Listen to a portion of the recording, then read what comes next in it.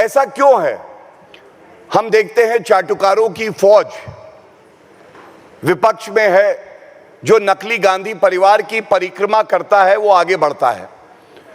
लेकिन मैं आपको बताता हूं रिस्पेक्ट, इज्जत क्या होती है।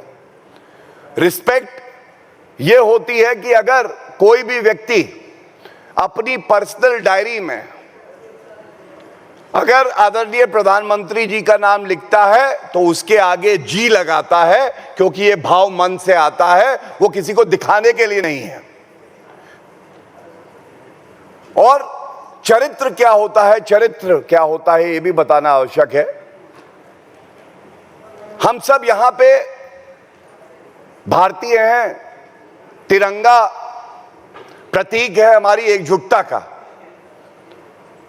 कैप्टन विक्रम बत्रा के शब्दों में कहूं तो उन्होंने कहा था ये तिरंगा अगर उड़ता है तो इसलिए नहीं उड़ता है क्योंकि हवा इसे उड़ाती है, जवानों की जो सांसें हैं इसकी वजह से तिरंगा उड़ता है। ये तिरंगे का सम्मान है। चरित्र ये होता है कि नरेंद्र मोदी जी विदेशी भूमि पर होते हैं, तमाम राष्ट्रीय अध्यक्ष वहां होते हैं, सभी देशों के राष्ट्रीय अध्यक्ष कहां खड़े होंगे तस्वीर के लिए, उन देशों का झंडा लगा होता है।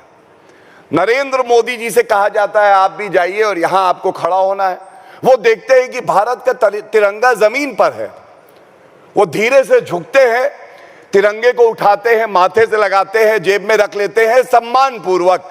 और सारे राष्ट्रीय अध्यक्ष ये देखते हैं तो उनको भी झुकना होता है, वो भी अपने देश के झंडे को उठाते हैं।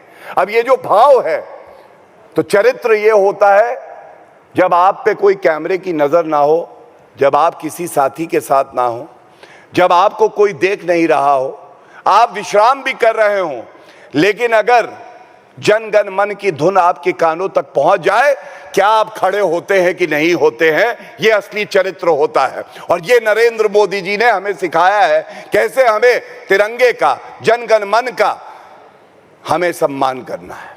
ये बदलाव जो भारत का है, ये बदलाव बहुत जरूरी था और मुझे गर्व है कि ये बदलाव आ रहा है।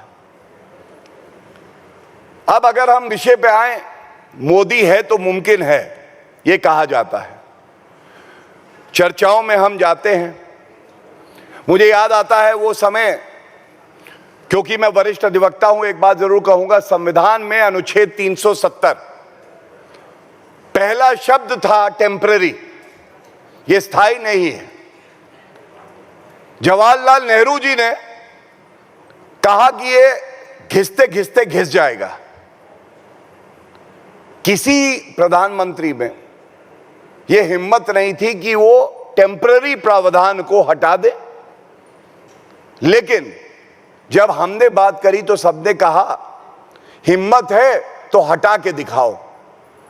और 5 अगस्त 2019 को गृह मंत्री श्री अमित शाह जी ने जब वक्तव्य दिया, अनुच्छेद 370 को उखाड़ के फेंक दिया, तो आज हम विपक्ष से कहते हैं अगर हिम्मत है तो वापस ला के दिखाओ। ये ताकत, ये इच्छा शक्ति जो देश को बदल सकती है, तभी हम कहते हैं मोदी है तो मुमकिन है। यहां पे तमाम मेरी बहनें बैठी हैं, मैं कहना चाहूंगा, क्या ये सत्य नहीं है? महिला आरक्षण, कल संसद का सत्र शुरू हो रहा है। महिला आरक्षण की बात करी कांग्रेस ने 2010 में, राज्यसभा में पारित हो जाता है। 4 साल सत्ता में रहे, लेकिन वो बिल लोकसभा में पेश करने की हिम्मत नहीं थी इस कांग्रेस में। नरेंद्र मोदी जी ने नए संसद की बिल्डिंग से पहला जो कानून पारित कराया और संविधान संशोधन पारित कराया, वो क्या था आप बताइए मुझे? महिला सुरक्षा, महिला आरक्षण, महिला सशक्तिकरण का प्रतीक, और उसको आज ये रोकने चले हैं। इसीलिए कहते हैं मोदी है तो मुमकिन है। जीएसटी, सबसे बड़ा आर्थिक बदलाव आया जीएसटी से आया।